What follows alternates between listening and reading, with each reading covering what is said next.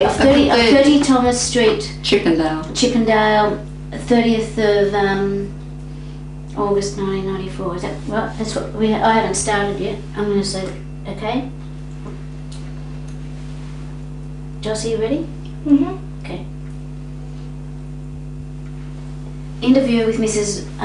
Betty Moulds of 30 Thomas Street, Chippendale, 30th of August 1994.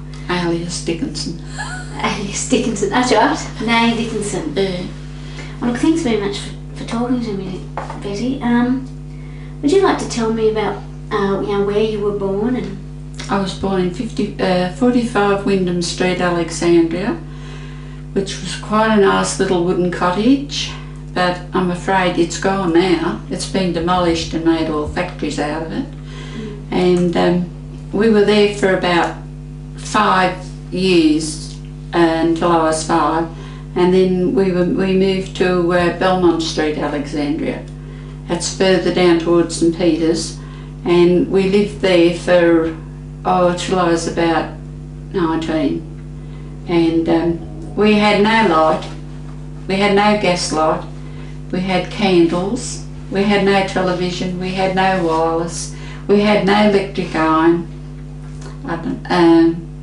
We had a fuel stove, a fuel copper, which Mum used to do all the cooking with, and we used to do the washing in the fuel copper and chop the wood, go around all the factories and get all the wood and to boil the copper and cook in the stove to cook the meals.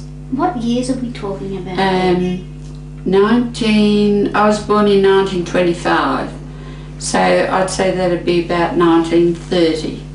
I moved to Belmont Street, and that was from the 30s that we done that. I had two brothers older than myself, and then I had another brother younger than myself, and there was 8 in the family altogether, and we all lived in a three bedroom cottage in Belmont Street. Do you mean 8 children? 8 children altogether. And then 2 adults, so that's 10? Yes. And we lived in a three bedroom cottage, and 1 lounge room, and a kitchen, and a bathroom. And we had a backyard, a big backyard, and we used to, for our times, what we done playing and that, we used to play rounders and all that sort of thing in the backyard and up the back lane and that. You could walk the streets free then, you know. Was it you had enough space to be able to play rounders? Yeah, in the backyard we had quite a big backyard, and because my grandmother lived next door to us, my father's mother, and we used to go in there and listen to Dad and Dave on the wireless, and we also, when we were naughty, we weren't allowed out, so we used to put our ears up to the wall and try and hear the wireless from my grandmother's place to hear the serial sort of thing, and Search for the Golden Boomerang was another episode on the wireless. Were they attached houses, were they? Yes, they were two cottages. Were they weatherboard or brick? Brick. Yeah. You could hear through the wall? Yeah. It was only a single brick wall, and you could hear through there. When you said you went round the factories collecting wood for the copper, you know, when you did the washing and for the fire, what factories were those? We used to go around to Slassinger's, used to be over at the back of Euston Road.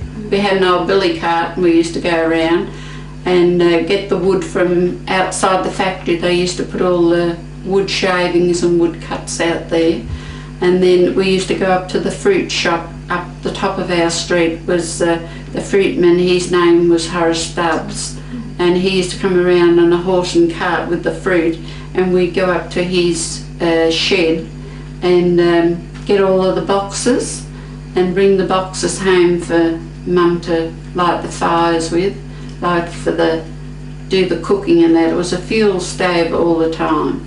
And then we used to go to the coal yard where my father was a coal carter, and he used to bring a bit of coal home, but if we ran out of coal we used to have to take the old billy cart down the street to where he worked and get some coal and bring home and coke.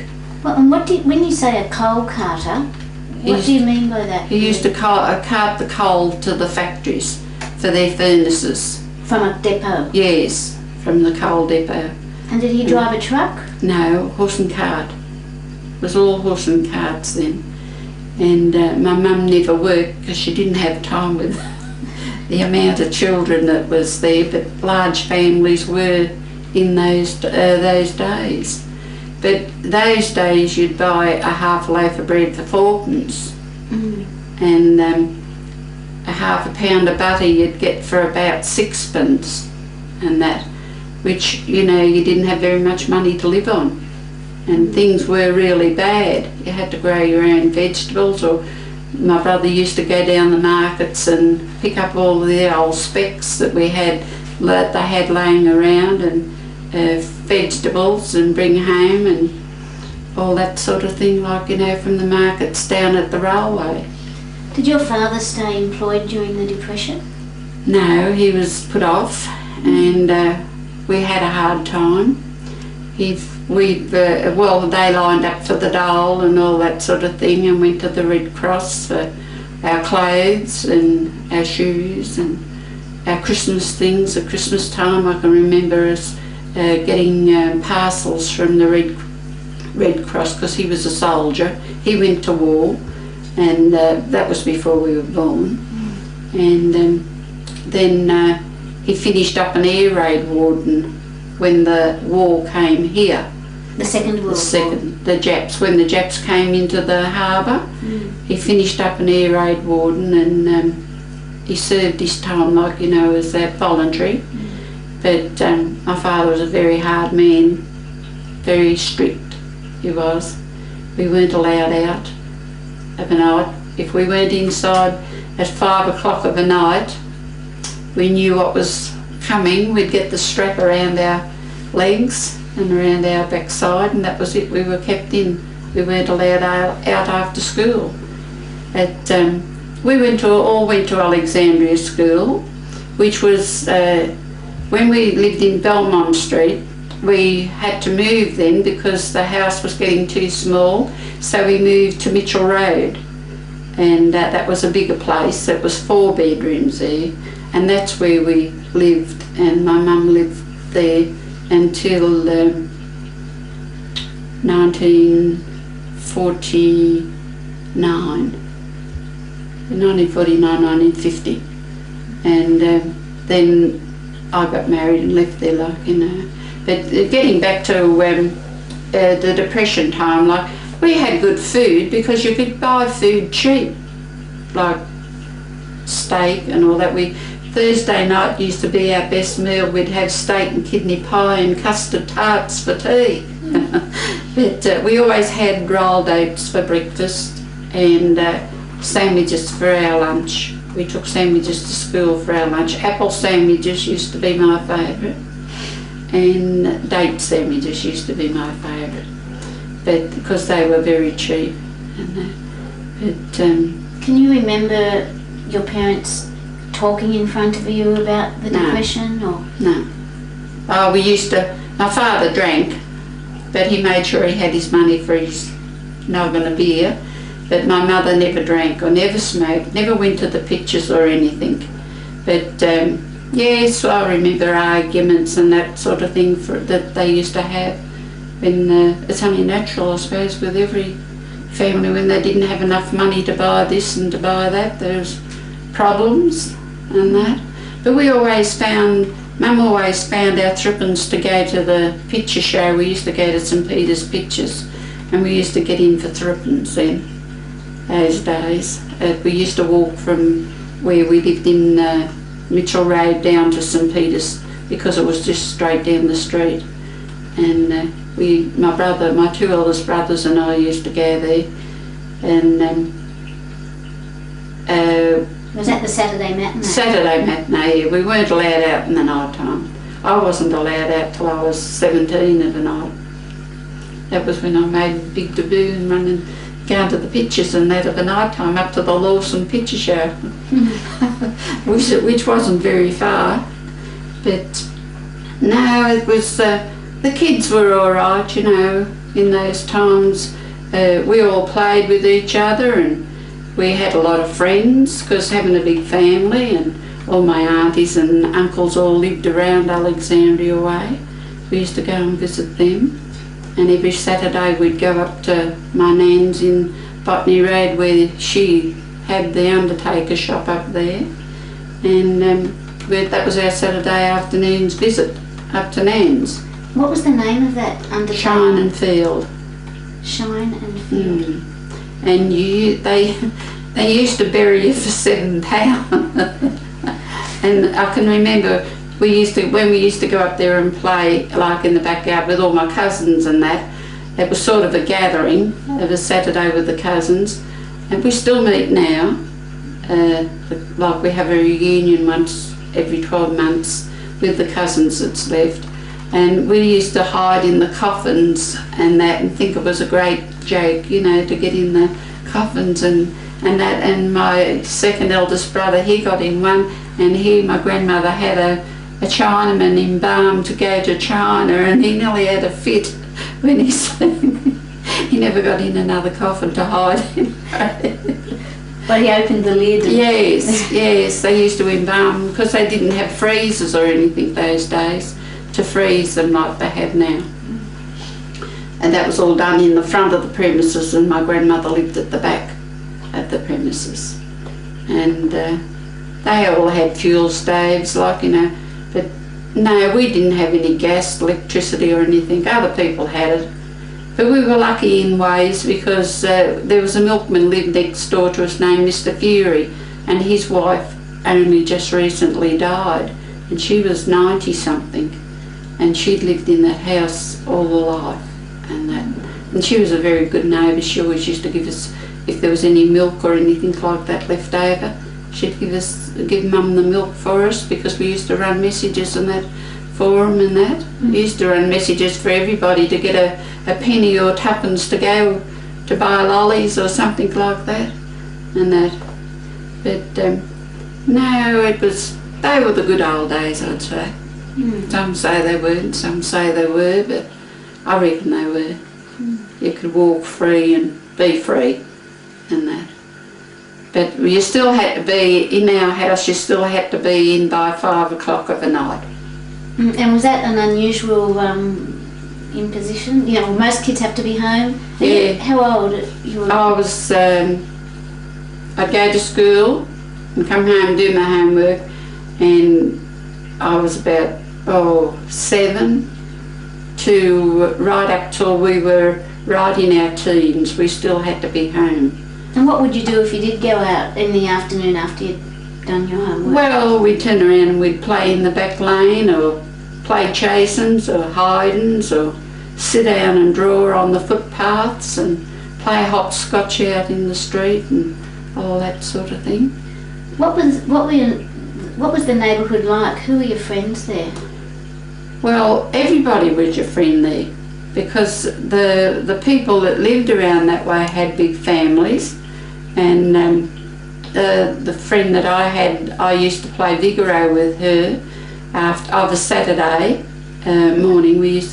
I was a sporty person, and used to play Vigoro with her, with Maisie Roberts was her name, and well, you just all joined in together and played.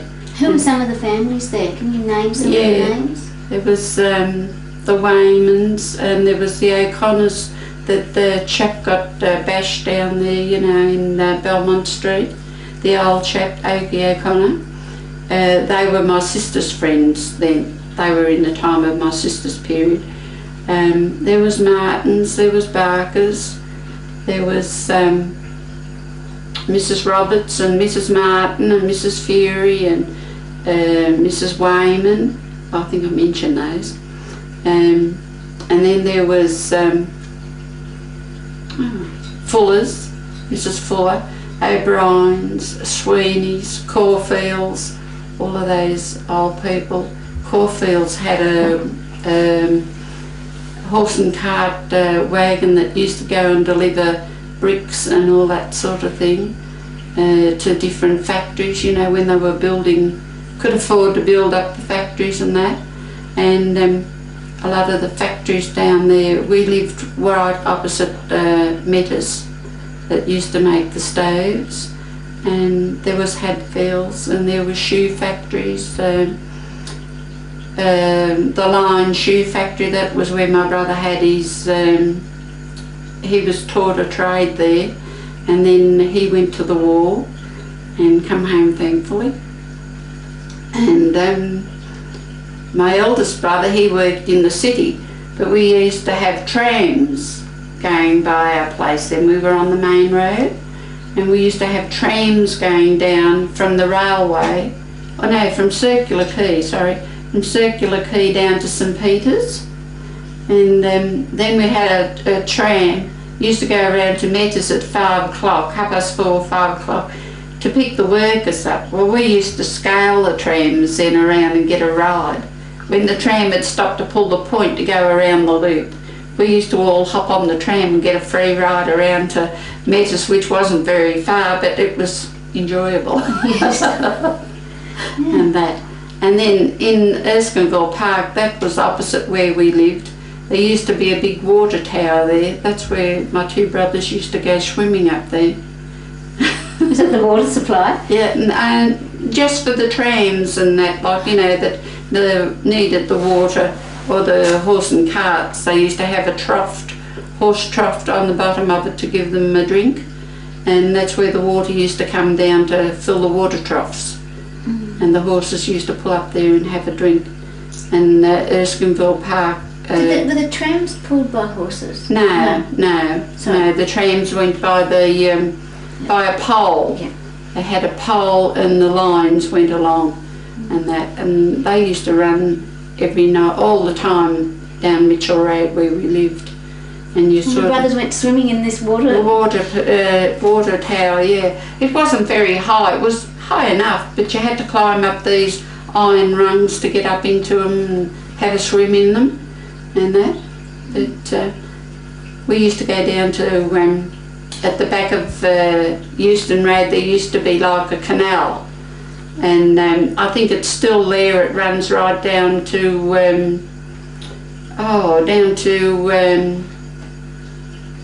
near Tempe, down that way, at the back of, can't think of the name now,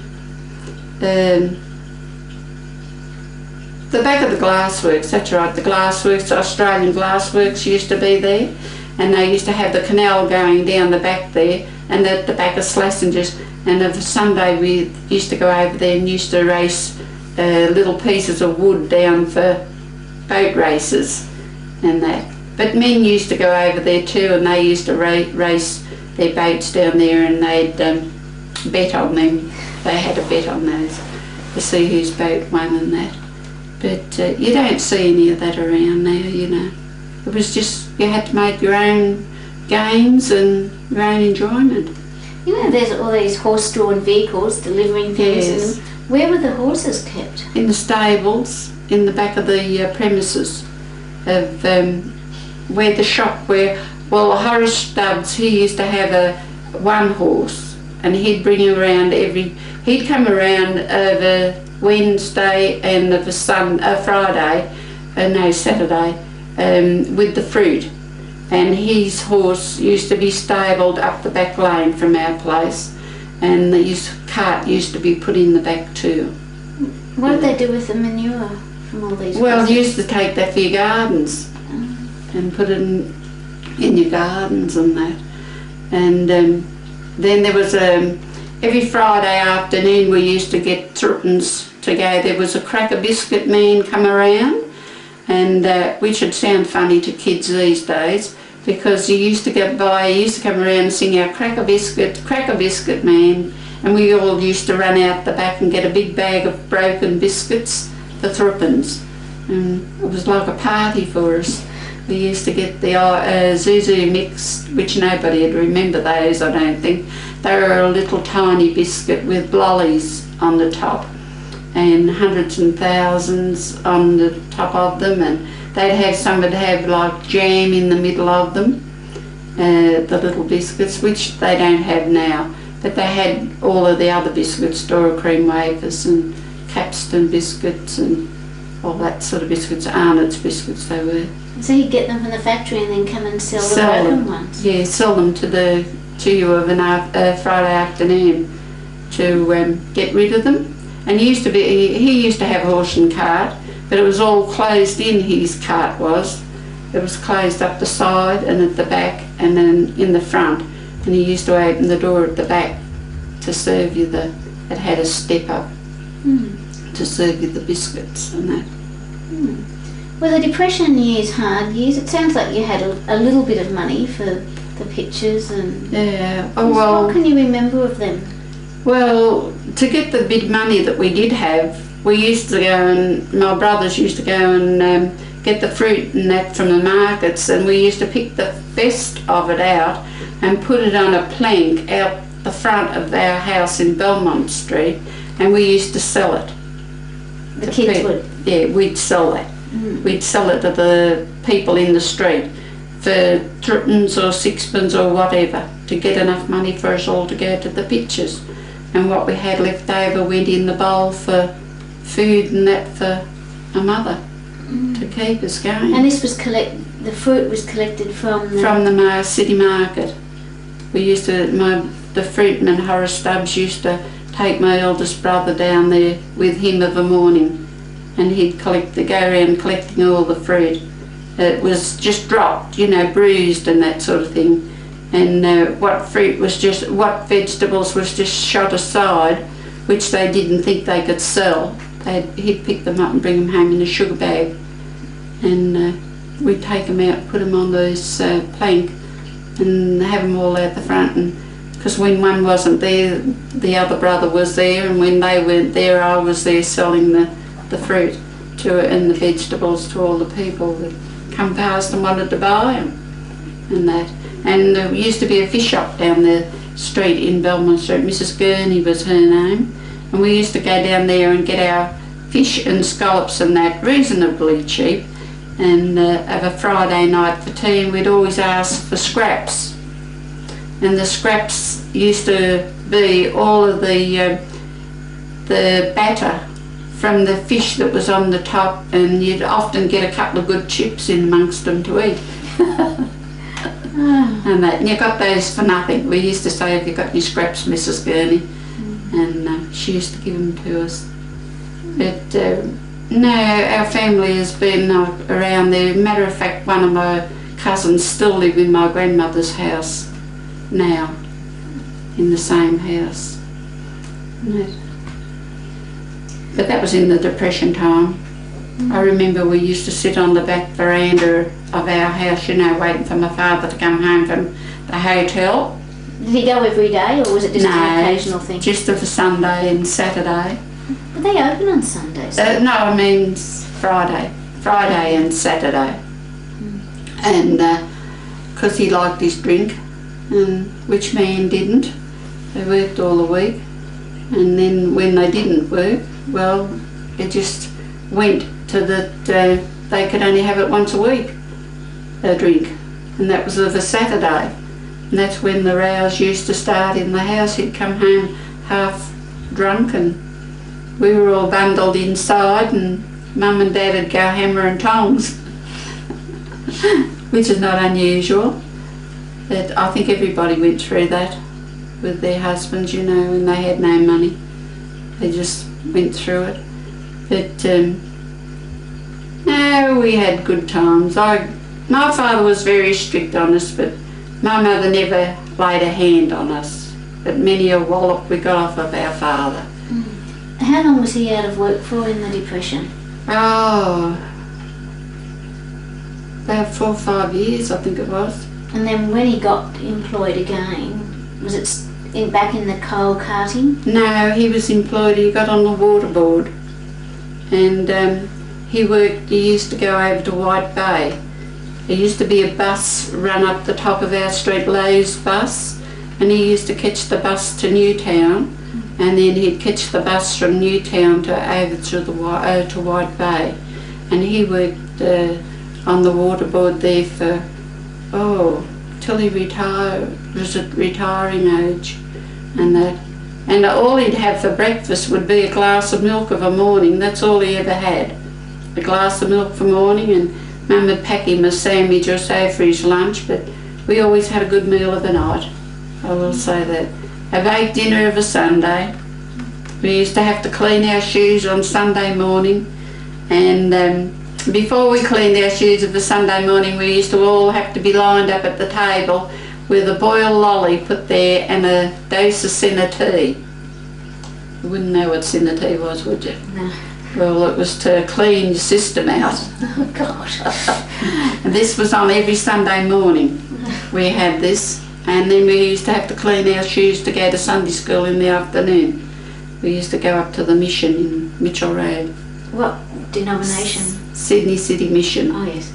We used to go up to there every Sunday Sunday afternoon for Sunday school. And what was that Sunday school like? oh, it was good. We played up. We used to sing and all that sort of thing. Like, you know, just I still got my brother that passed away. I've got his Bible and I keep that. And used to get a prize at the end of the year for the ones that attended mostly and all that sort of thing. But there was people from all over the place attended it, from Garden Street all up where my aunties and all that used to live. They used to all go up there and that, which was good. But once you get to a certain age, you don't want to go anymore, and we were always made go, which we used to detest going. Did your parents go? Were they religious? No. Probably just good childcare. Well, that's true too. No, they didn't go to church. They went to church to get us christened, I think. Oh no, I was christened in Botany Road by my birth certificate at the register office there. Used to be a register office opposite Wynns in Botany Road, and it was a Mrs. Skinner was her name, and she had the Register General on account of my grandmother being an undertaker. That's where they had to register the deaths and all that sort of thing. So they were sort of in the know to be christened there and that. But now I've seen quite a few changes down there with all Hadfields. There used to be Hadfields factory there. Down in Belmont, in Mitchell Road, which was the big industrial area of factories down there. Where did most people work? What was the biggest employer? Metters and Hadfields, and the glass works. And then when I first started work, I went to Alexandria spinning mills, and I worked there, and I got 7 and 6 a week for my first job. How old were you? I was 14. Was it common to leave school at such a young age? Yeah, you had to leave school at that age. That was the age you left school, at 14. That would have been in the mid-30s? That, yes. No, late 30s. Yeah, late 30s. Did you want to leave school? I didn't, because I liked school. Not that I learned that much, but every time my mother had a baby, I used to have to stop home from school and look after the house and cook the meals for the other kids and that. And I used to cry when I'd have to stop home from school. And but it done me no harm. I really liked school, and I don't know whether I've got anything out of it or not, but I'm still here today. You know, were you aware when you were a child of, of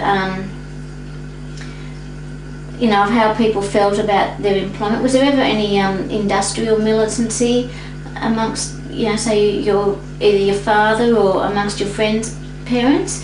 Were any of them involved in any strike action or activity like that, or even the anti-eviction movement of the Depression time?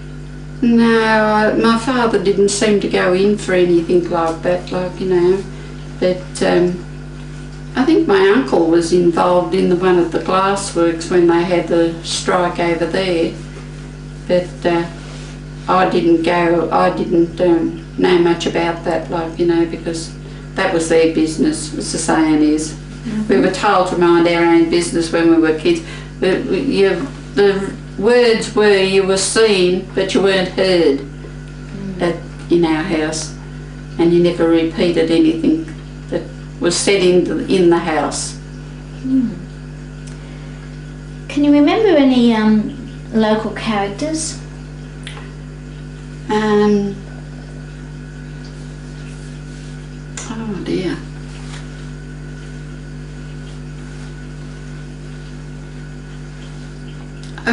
Characters, there was a few criminals down there. Okay, that'll do. And there was, well, I'd say they were criminals. It was Nigger Fox. He used to sell, what did they call it? Sly grog. He used to sell sly grog.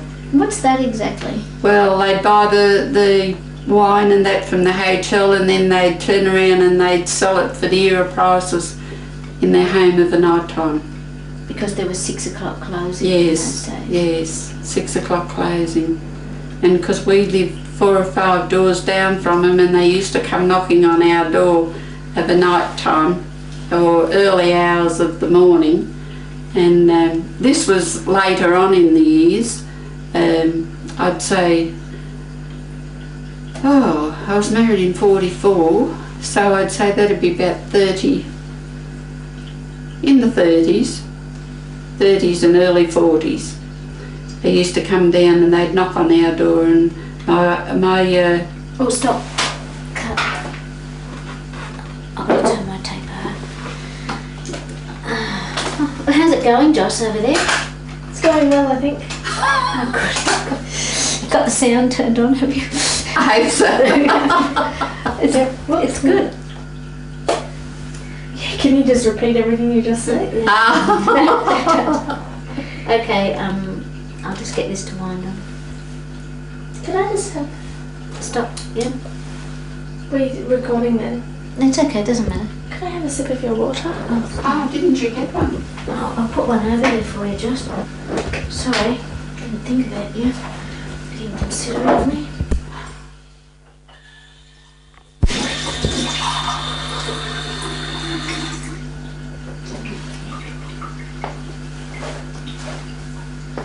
There you go. Yeah, well, sometimes you can... Stay on the track too. A lot of people forget what they're talking about. Sometimes you remember things after you've said it, and then you've got to, you know, pick yourself up. It's hard. It takes a lot of concentration. Okay, we'll get going again. What we were talking about... Oh, okay, what I was just about to ask, or what I started to ask was... About the sly grog. Was there a lot of that going on? Yeah. Was there a lot of sly grog selling? In this certain house, yes. The chap, he was a standover fella, and they used to come down and knock on our doors of the night time where we lived and mistake our place for their place, and because in the end my younger brother, he used to turn around and sing out, 2 doors up, 2 doors up. And would people stay at the house and drink in their lounge, or they just buy it? No, they buy it, and then knock on the front door, buy it, and then they'd go off. There was cabs and cars and people walking, you know, getting the stuff and taking it home after the pubs were shut. Why didn't? That's if they forgot to buy it at the pub. Yeah, it was open. Well, they knew where they could get it. If they That's wanted why some. they called it sly grog. It was sold on the sly. Yeah. See, they had no licence to sell it. Mm.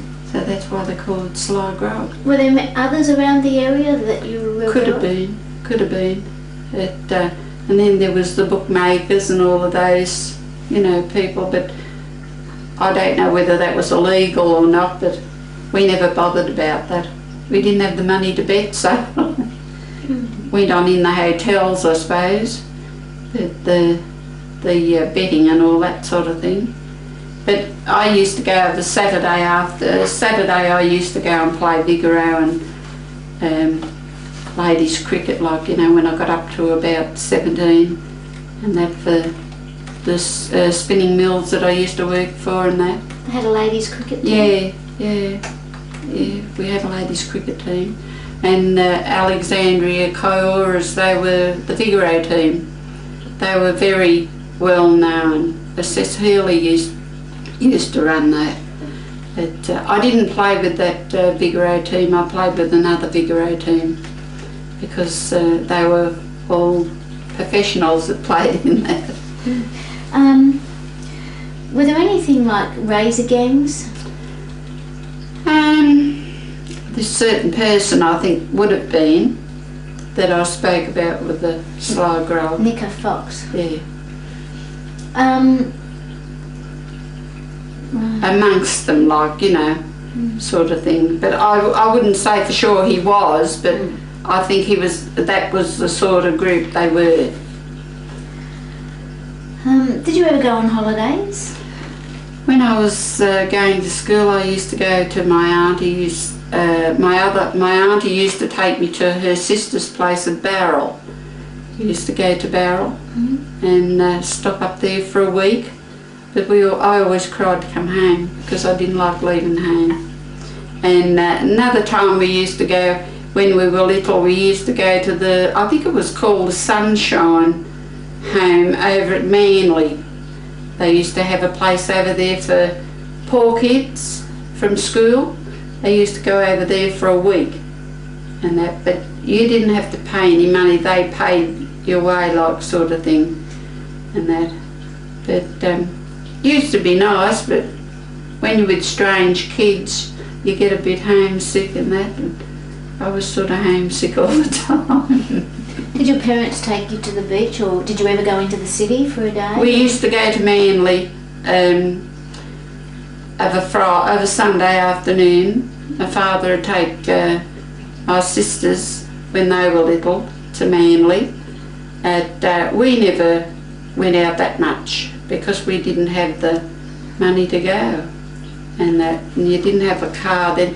We used to go to Botany. We used to go out to where the cemetery is out there at Botany. We used to swim along the water's edge there. I think it'd be more La Perouse, and used to go out to there when my cousins had come down and they had a car, like they had a little bit more cash than us, and we went out there. We used to go to the beach out there. We made up for it after we were married. Can you remember any big events? The Royal Easter Show. Oh yes. I used to go to the Royal Easter Show, and you used to pay your fare in, but you used to get your bags free. The show bags? The show bags you got free. And I think you used to get pick-me-up sauce bags, Gartrell white bags with the cakes in, Arnott's biscuits, Vita Brits, and lolly bags. You used to get all these free ones when you went to the show. This is in my time, like, we used to go to the show every year. That was our big event, because it used to only be about 2 shillings in to the show. Did you save up for it? Yes. Yes, we always saved up for it.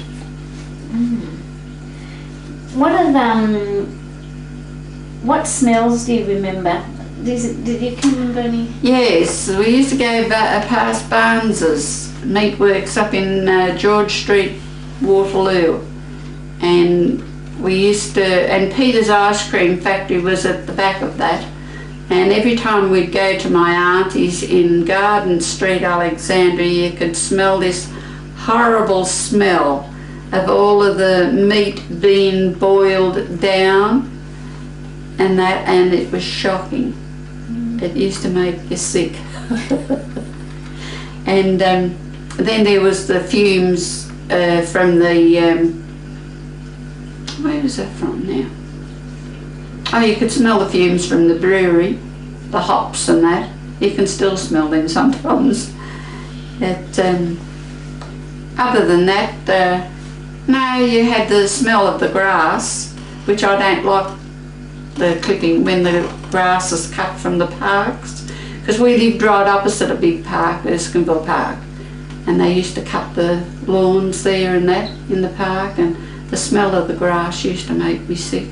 You know how you said there was an ice cream factory? Were you ever, I presume all this is within walking distance? Yes, know? yeah. But you walked to go and visit your relatives and that. Well, could you ever go around the back at the ice cream factory and get ice cream, or? Well, sometimes you could. If you was, you know, knew the people that was, if you went past, you could. But they used to give little pieces of ice cream, I suppose, you know, that's been broken on the cones and that sort of thing. You used to get ice cream for threepence when we were kids. So you could go and buy some there, like seconds, if it was... Yes.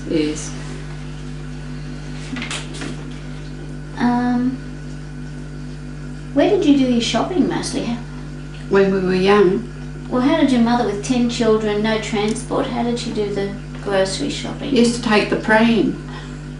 Did she go, or did you kids go and... Well, we used to go and do it, and she'd write a list out for us. We used to walk to Erskineville to get our bread at Alan's cake shop. They used to cook their own bread, and then there was little corner shops on every street nearly, and we used to go to the corner shops and get the messages, because they didn't have any supermarkets then. And we used to walk to Newtown. That used to be a big shopping centre. But where Coles is in Newtown now, that used to be Sweet Brothers. And then there was Brennan's, where you used to go and buy your clothes. That was opposite near Newtown station, post office. And then there was all along in Botany Road. There was I'm jumping in that, but you can fix it. In Botany Road, when we used to go up there to do our visit my nan, they used to be open all day Saturday, and there used to be a fruit shop there which was called the Sue's, and then there was a ladies' hairdressing shop further up, was Mrs. Lewis. That's where we used to always get our hair cut. And on the other side of the, then there was the pawn shop, which we used to visit regular. Yeah, why is that?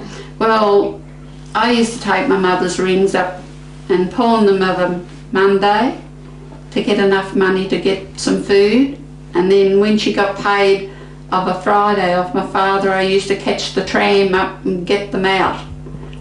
And that, not that you got much for them, but that used to cover us for our food. Did everybody do that? Yeah, quite a few people. I think everybody pawned things those days. Sometimes you lost them, sometimes you didn't. If you couldn't get them out, you just used to leave them there.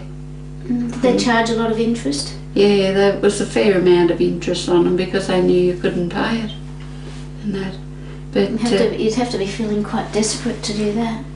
Yes, well, you do, I suppose. You've got to put food in the kids' mouths, haven't you? When did things start to get better? Well, I'd say I was married in 1944. When I went to work, when I was 14, as I said, and then my eldest brother worked, and he brought a bit of money in, and then my other brother, he worked at the boot factory, and he brought a bit in, and I brought my 7 and 6 in, which I could walk to work and walk home from work. And were the children, were you expected to give the money to your mother? Yeah. And your brothers as well? Yes, we always handed over our pay packet. Did she give you some back?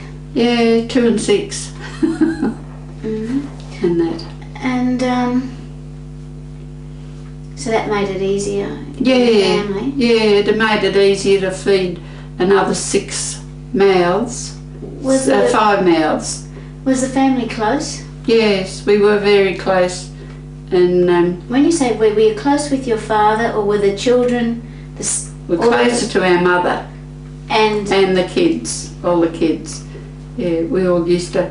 There was 2 years difference between the lot of us, between the 8 kids. What do you mean?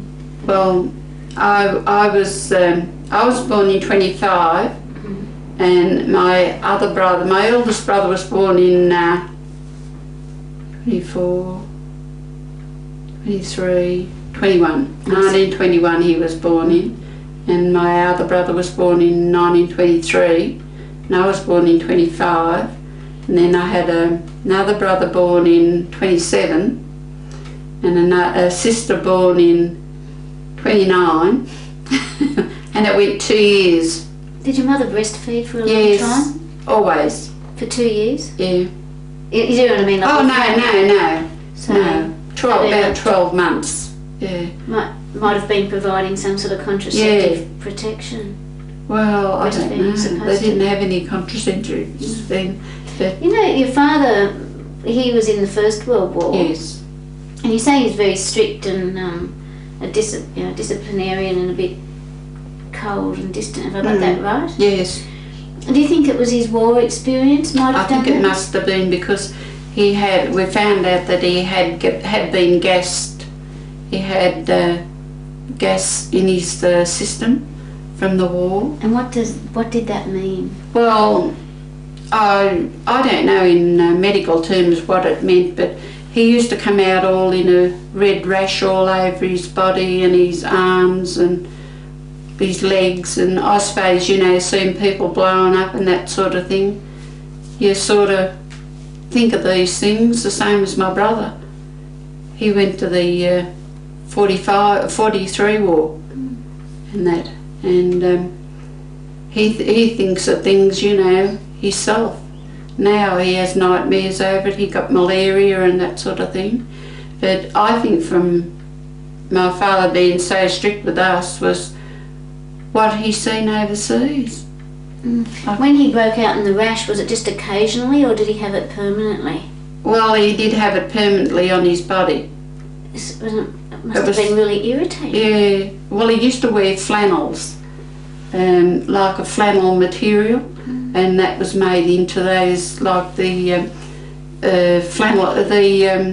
grandfather shirts, I think they call them now, with the round neck on them and the buttons down the front and the short sleeves. Well, that's what he used to wear, and he used to wear a flannel belt around his stomach all the time, and that was made with strings of tape at the back, because I used to have to mend them when I was married.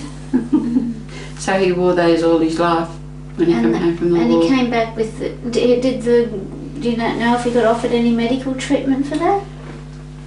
I think he used to go down to the repat, but that's all they used to, give them was stuff for tablets, I suppose, or things like that. And I think that was because of his, drinking.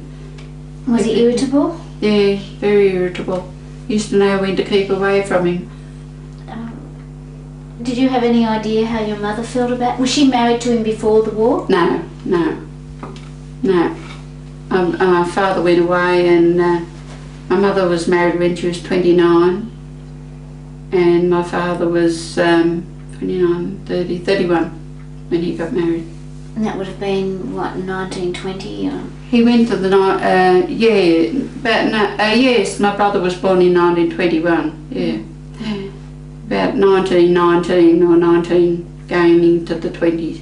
Did your father go to the Anzac Day celebrations or memorials? Yeah, always. And do you keep in contact with his mates from the war? He used to, yeah, when he was alive. Did he ever talk about his war experiences? No. Do you think your mother was happy? Not really. I think she just stopped for the kids, to keep the house, and I don't think she was happy myself. That's my opinion. She had her heartbreaks, as the saying is, because my third brother next to me, he died when he was 35, and he had a brain hemorrhage, cerebral brain hemorrhage and a stroke. And he was a real happy-go-lucky taxi driver he was. He used to go out and drive for the deluxe cabs, and he used to have trotters. He had one trotter.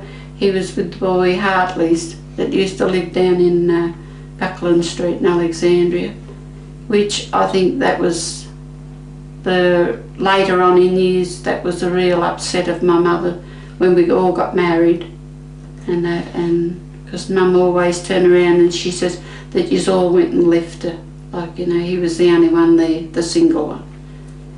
But he had no interest in girls, wasn't he? He just, like, you know, he used to be on the committee for the Alexandria Ravers, the football team and that, and he just liked going to with the trotters and work, and he enjoyed his life that way. Did your, you know, your father, did he, with his war industry injuries, did he live a long life, or? He lived till he was 74, I think. I'm not quite sure. And your mother and him lived together? Yeah, all the life. Time. Yeah. But it was the children that she took her joy from? Yeah, yeah. Did she outlive your Yes, yes, by 6 months. Not at all. Yeah, the both of them went there. They had to get out of the place in Belmont, in Mitchell Road at the hotel. The Parkview Hotel bought the places in Mitchell Road where they lived, because you didn't have the money to buy a place then. And they had to get out of there. Well, that sort of, she went and stopped with my sister at Wyong, and then they came back down and they had to get rid of their furniture. My eldest brother took all their furniture up to his place, and she was sort of ship-shape from here to there. She sort of lost the memory. After they bought up the properties? Yeah, yeah. When was that they bought up the properties? Oh, I'd say that would be about in the 70s. Wouldn't they have had protection? You know how they, if you're renting before the war, wouldn't they have had rental protection? No, protected tenants. Yes. Yeah. No, I don't think that was, I'm not quite sure about that, but they put the rents up that high that I don't think they could pay it. It was either, you know, buy a house or get out. And that. That's terrible. And so at the end of their lives, after working so hard, they just died in a nursing home. Oh goodness. Which nursing home was that? Almaroma, a place up in Padstow. So it wasn't even in their local area? No. No, my mum always wanted me to take her, but we were protected tenants when we were married. When we came, like when I got married in 44, we moved up here into Chippendale, and we've been living here all our life, and we were protected tenants too. And Mum wanted me to take her, but I could have got put out of my house if I'd have had anybody living in the house at the time, being a protected tenant. And where would your father have gone? My father would have wanted to come too, so I would have had to take the two of them. But my sister at Wyong took them, and then my brother at Busby, he took them for so long, and they sort of, you know, moved from here to there. But I think that's what really got my mother when she had to move from down in Alexandria, because all of her friends and that were, what friends were still down there, you know, still alive. And was she an independent and still capable and able, so to have to live in another person's house? Yeah, that's right. It must have really undermined her. It did. It really did. And then a nursing home. Yeah. Yet they would have still been capable of looking after themselves. Well, if they hadn't have been put out, yeah. If they hadn't have had to get out. Did you try the Housing Commission? No, no. Well, I don't know how you would have got on with that, because I think the waiting time on those were for years and years ahead, because we were in the Housing Commission when we first got married, and we waited and waited and waited, and my husband's sister, she got a place at Yaguna, and that's how we come to move in the house that we're in now. Well, we bought that, and we just, you know. You own where you live Yes, now? yeah, yeah. We've been there 40 odd years, 48 years we've been in there. But you must have seen some amazing changes in Alexandria over the time. yeah, quite a few amazing changes when I go back down there now and then too. With all the park has been rebuilt sort of thing, like, you know, and all the house and commission flats gone up the top end of Erskineville Park, and the fire station used to be opposite our place, and that's gone. That's gone down to O'Redden Street, Alexandria, and we used to go to all the fires, and because my grandfather was the fire chief. He came out from England as a fireman, and my father, he was born in Castle. He was born down in Castlereagh Street in the fire station that's down there now. He was born there in a little house that used to be at the side, and when my brother was born, he was christened down there. So it's gone back years, you know, in the fire brigade sort of thing. That's why I follow fires. And how did you meet your husband? Well, it was a dark night, and I met him at the Lawson Picture Show. Oh yes. I used to go to the Lawson Picture Show every Friday night, and that's where I met him, and sort of went on from there. But my mother didn't know that I had a boyfriend, because she didn't want any of her daughters marrying, I don't think. I was 19 when I got married. With their blessing? Not really. Did you have a wedding, or did you? Yes, I had a wedding. I got permission from the court to get married, because my father wouldn't sign the papers because I was only 19. And do you think it was because they wanted you at home to keep I working? think so, yeah. I think it was.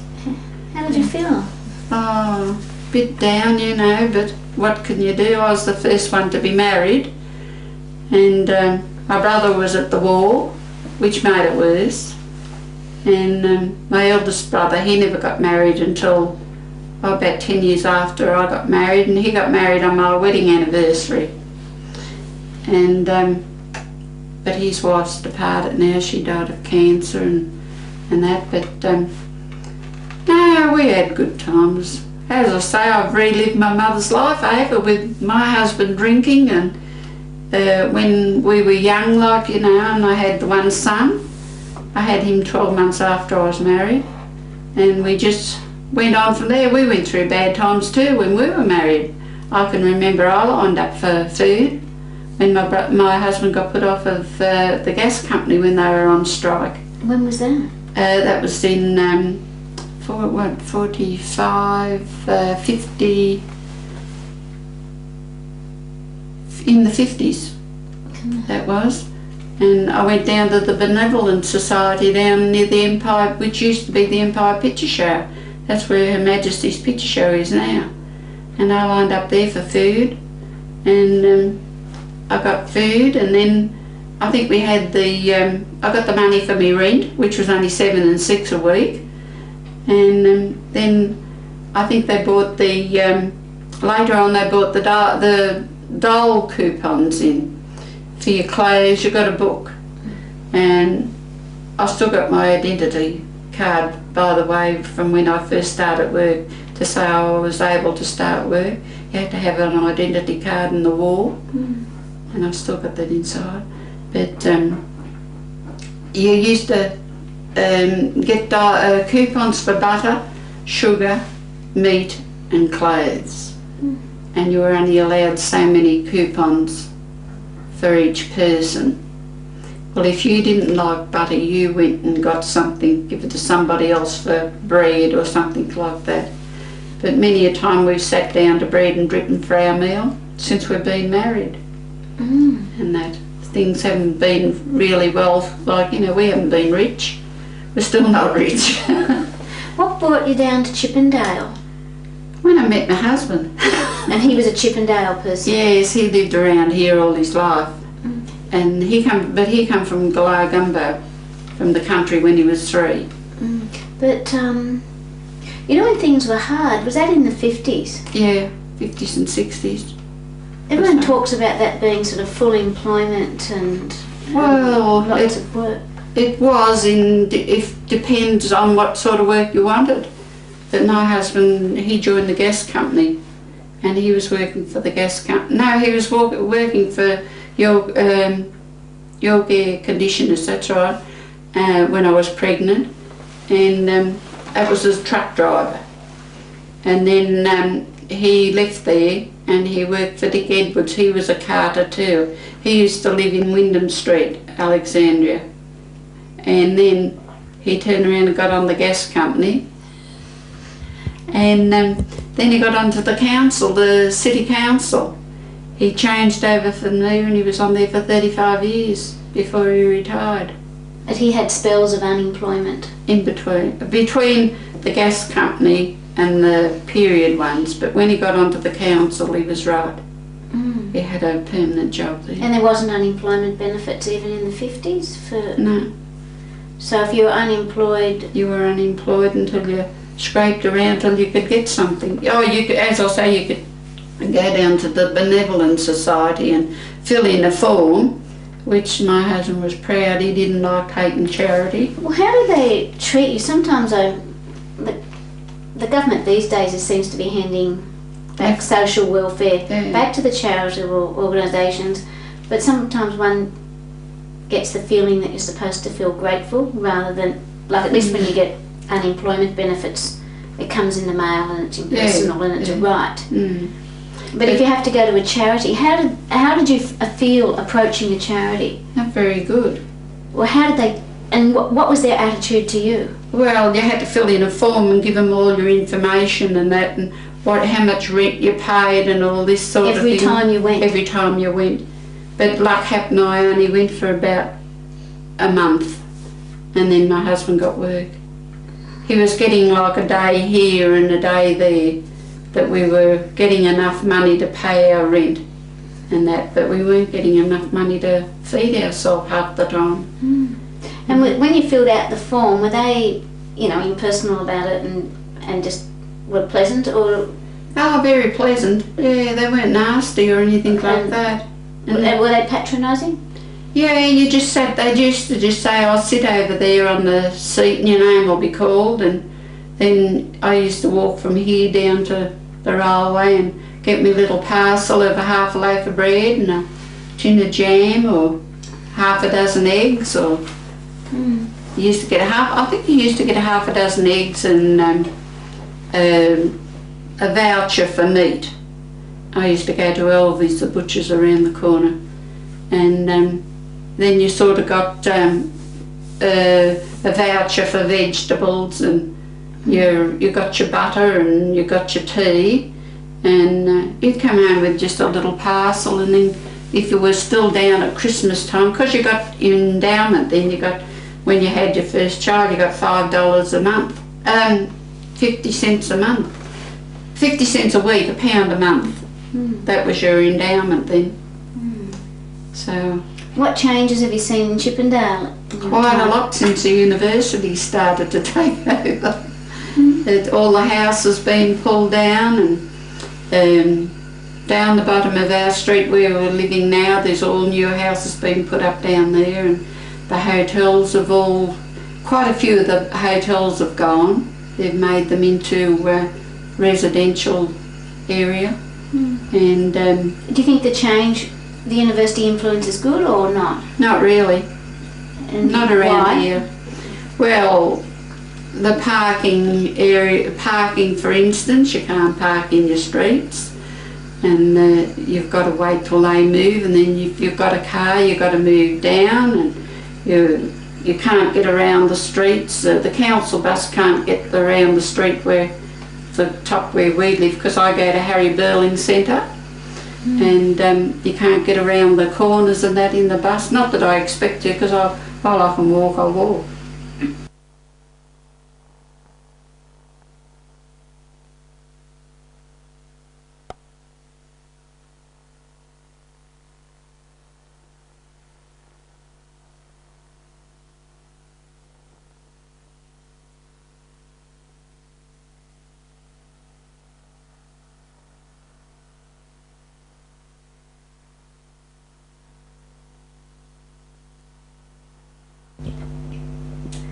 The university?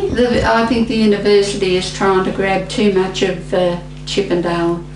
It's Darlington really.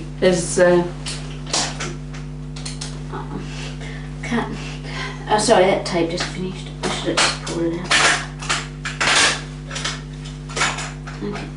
Okay. Now I'll just introduce this. Okay.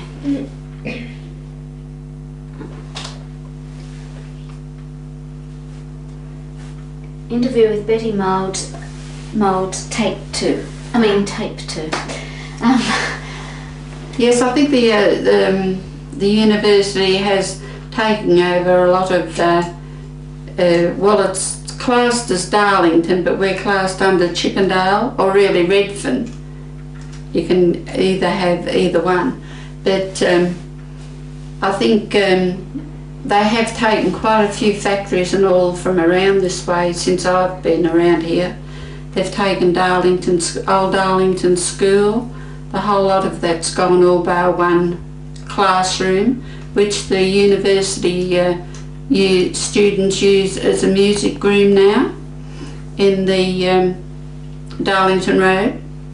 And because the Seymour Centre's been built up there since, and that used to be a bank up there, and all shops along the Cleveland Street where the car park is, that was houses and shops all around there, and all the streets, Alma Street and Shepherd Street and Rose Street and Darlington Road and a bit of City Road, and the Deaf and Dumb School that's up near the top, near where the IXL jam factory used to be. Well, that's all been taken over by the university and the House and Commission. All the flats and that have been built there. They built the new Darlington School where the IXL jam factory was part of, and it seems like it's really destroyed the community. It has. It's destroyed the whole of Darlington, and now they're trying to build a lot of tennis courts and that, and a car park in Rose Street now. But I think myself that because if they come, they've gone as far as they can go without jumping over onto our side to take our side over now, like the rest start into Chippendale, because there's only about 3 streets left in Darlington. But we still get a lot of our bills here addressed to Darlington, Thomas Street, Darlington, and that, which is strange, because we did have even our post office are all closed. Our Chippendale post office is closed. We've got to go up to Strawberry Hills now, or Redfern, up to Redfern, in George Street, Redfern, for the post office, or down to Broadway, which we had a nice little one on the corner of Cleveland Street and Abercrombie Street. Was handy for all of the old people and that around here, like. And yeah, it's changed quite a bit. I've seen quite a lot of changes and a lot of robberies and that. Going back now to Alexandria, what can you remember of your schooling? What was your school experience like? Well, luckily I had an aunt that used to do sewing, and she used to make our tunics for us. We used to wear a navy blue tunic with 3 pleats in the front and 3 at the back, and a white blouse and black shoes and white socks. We had good times at school, and we had bad times at school. If you wanted to learn, you learned. If you didn't, you didn't. But you still got the cane when you did learn. My brother, there used to be a teacher there, her name was Miss Spellman, and she was a real owl. She used to use a stump for a cane, not a cane, a stump. How big was it? Oh, I'd say it would be about 12 inches long. And because my brother got into trouble there one day, and she hit him give him the cane with the stump. So we were bits of villains of kids too. So we went back to school the next day. We had some mice. We used to have birds and that at home, like, you know, when we were kids, and a dog and mice and a rabbit and that sort of thing. But we took some mice and we let them go in the schoolroom, my brother and I, and because she hopped up on the seat, on the chair in the schoolroom, and because that's how we got our revenge back for her cane and my brother with the stump. But then again, the same brother, he didn't like school, he wagged school, and my mother and uncle had to go and get him and carry him all the way up Mitchell Road back to school again. And he was really a villain, he was, at school. And what did he end up doing when he grew up? He ended up being a fully qualified bootmaker. He went through the Lion Shoe Factory, he went to the war. This is the second eldest one. And he went to the war, and then he ended up getting married and raised a family of four girls, four lovely girls. And then he worked for Portergas interstate, driving the truck interstate, Queensland, Melbourne, South Australia and all those places. And he's still going strong, thankfully. But no, we had the poor old Alexandria school. We used to go in the wash house down there. It was an old wooden shed wash house, and the bubblers were all out the side of the school, and you used to sing Advance Australia Fair and every morning when you went into school. Advance Australia Fair? Not God Save the Queen? No. Oh yes, we sang God Save the Queen. That's right, I'm sorry about that. And then yeah, we sang Advance Australia Fair too later on, because that was when we got up into the higher classes. But we always raised the flags and sang our national anthem at school. But we used to sit outside and under the big peppercorn tree. We've been back there for our 100th reunion just a couple of years ago. And we went to where they used to ring the bell. The bell's still there. We had our photos taken under the bell. And one of my cousins, they went with us. And she comes from out at Punch Bowl. She came in for the reunion.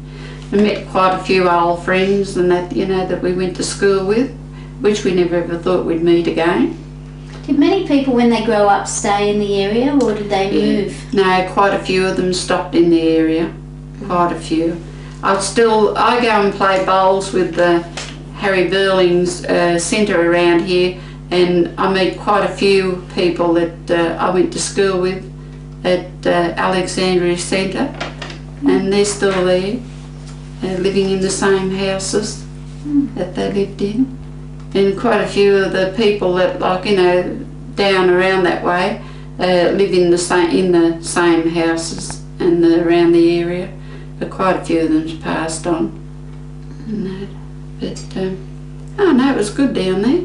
And what are the sounds that you can most vividly remember from your childhood?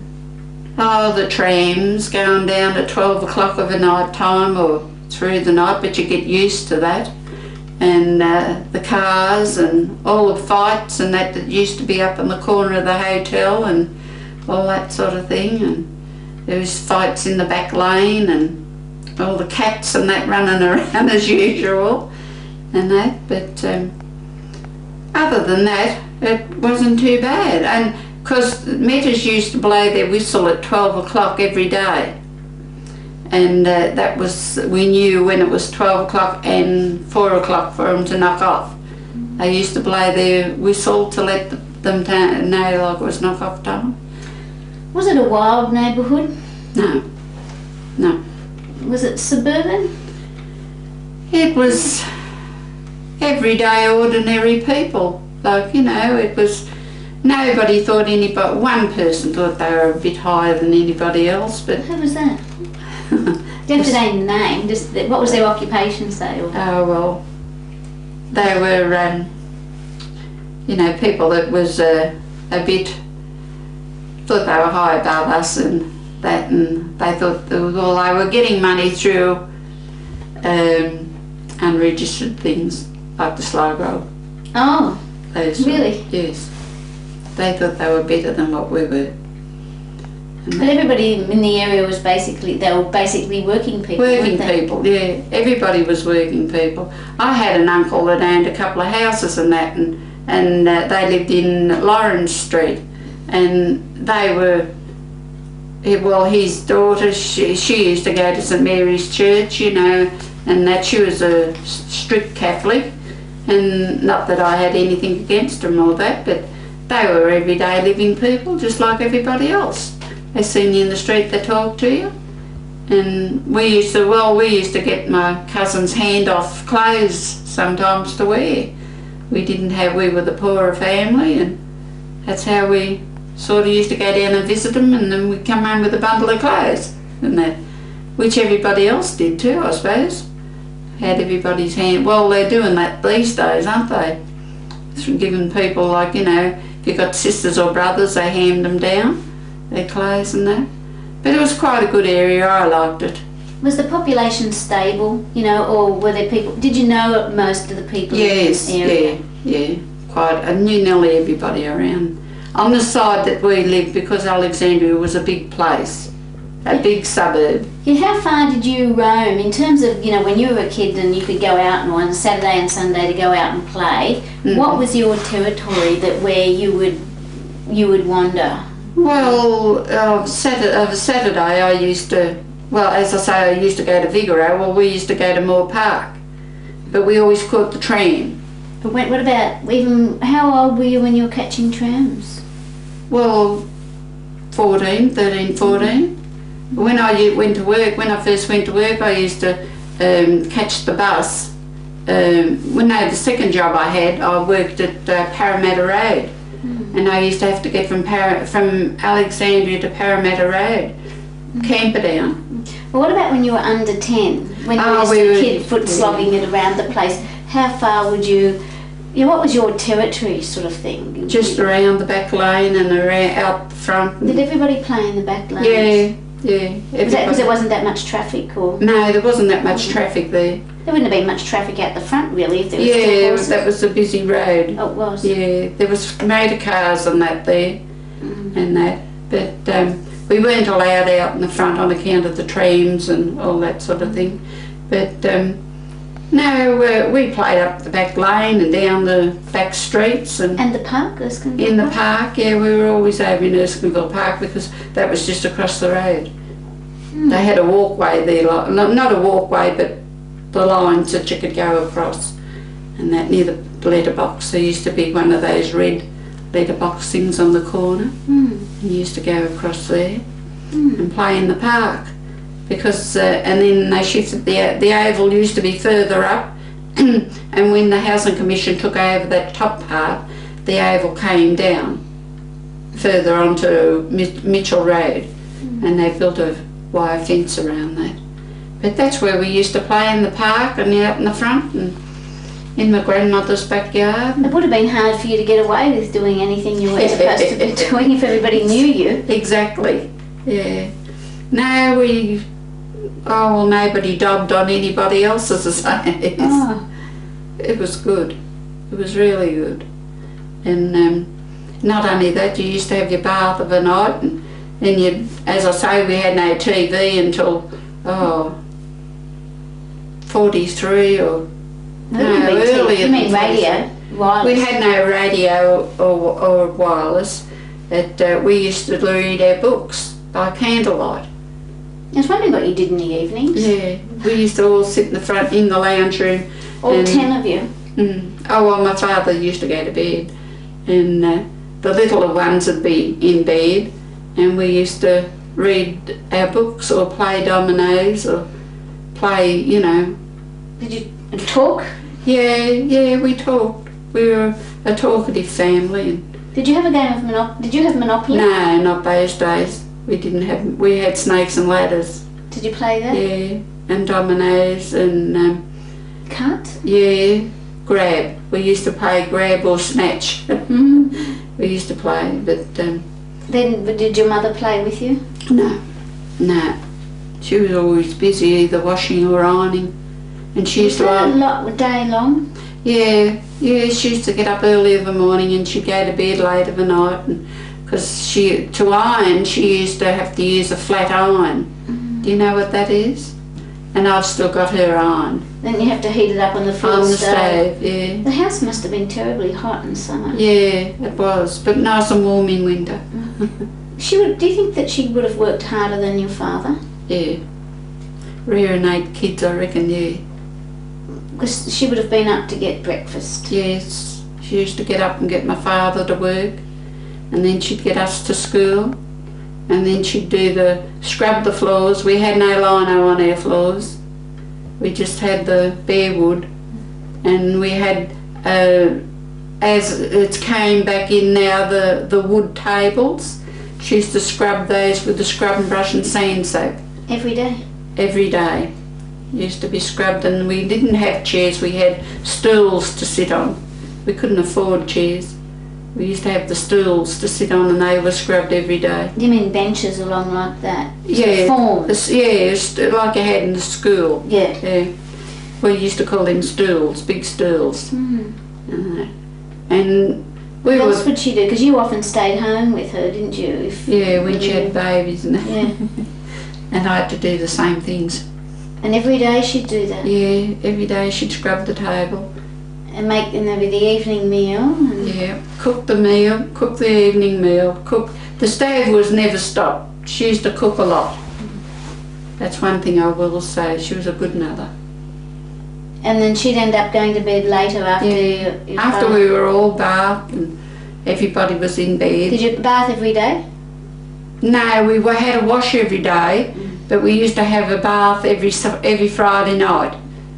And we used to have to carry the water upstairs because the bathroom was upstairs. We used to have to carry it up by buckets. And where would it be heated on the stove? No, in the copper. We used to light the fuel copper. And be one after the other? Yeah, all in together sometimes. We'd all used to say, well, you'd heat, as the water got cold, you'd go down and get another bucket of water. Somebody would bring a bucket of water up and heat the bath up. And that's how we all had our bath. Did it have running water into the bath? Cold running water? Yes, cold, not hot. Until later years we got a chip heater. Oh, I know those. We had one of those later years. Then we used to have to go and gather we had plenty of wood then, because the fruitmen used to drop our wood off for us, and we used to get the coal from. Then you have to light a fire in the bathroom? Yeah, in the chip heater. And then you had the hose onto the cold water tap to run into the chip heater, and the hot water used to run into the bath. That's how you got your hot bath. But you never had a hot shower. Only the rich people did. Was your mother tired? Tired? Yes, very tired. She aged. I can't remember my mother with any other colour hair than white hair. I can never remember. I have got a photo of her, and she was fair. She was brown, like lighty colour hair, and that lovely long curly hair she had. Beautiful looking woman. Was she patient and tolerant? Yeah. I mean, she seems that she may have been unhappy in the marriage or a situation there. But she was always good to the kids. So she was good-tempered? Yes. Yeah, you got roused on, but you knew. She never hit us. Never laid a hand on us. My father was the one that done that. And if he found out we wagged school, well, I didn't wag school, but a couple of the brothers did. They got a hiding. Did he hit her? No, he never hit her. He wasn't game. Because we'd all get onto him. once he threatened to hit her, but and then my second eldest brother, he stood up to him, and he got the message, quick smart. But no, what I mean, like, you know, I don't know whether they were still in love when they died or anything like that, but she stopped with him right through. She was married for quite a long while and that, but she lived through with him. And the day she died, she thought he was still alive because she wasn't told, and it was on her birthday that he died. She wasn't told that he died? No, she sort of went back to her childhood, like, you know, not actually back to her childhood, but the way she was treated in the home and that, she just gave in. She just didn't. And they weren't together in the home? Yeah, they were together, but they were in separate apartments. See, they had men in one part and women in the other part. This is in the 70s? Yeah. Wonderful. Yeah. That was the way, that was their life, and there was nothing anybody could do, or you couldn't change it. Same as my life, I suppose. I have my arguments and that, and I go out now. I never went out. I worked after I got married. Well, when my boy was married, I went to work. I stopped home and done the same as what my mother done. Cooked and washed and cleaned and made my son's clothes and that. And after I got married and my boy got old enough to go to work and that, well, I went out and got a part-time job, and I worked for about 30 years. Nearly 25 years. Where did you work? I worked at Atlas Plastics. I worked there for 8 years, and I worked in a sandwich shop around opposite the university for 8 years, and I worked at McRobinson's in the chocolate factory, and then I worked at Excelsior's. Used to be around the street here. They used to make ice cream cones and so, but money was better then. So what I wanted, I worked for, and that's where we are today. But we're still no further advanced. But we've got our health, that's the main thing. Thank you very much for talking to me. Oh, that's all right. Is there anything else that you wanted to say, or anything that I should have asked that I haven't? I can't remember. Yeah. Well, thank you very much. I think it's great. Okay, thank you. It's satisfying for you. Yes, it's wonderful. Thanks. Seeing that's your first one. Yes. Yes, first one of this project. Okay. Thank you. Thank you. Right. Thank you. I can cut that back. And is there anything else I should have? It just seemed like it was ending, didn't you, Joss? Sometimes you get to a point in an interview when you wind down.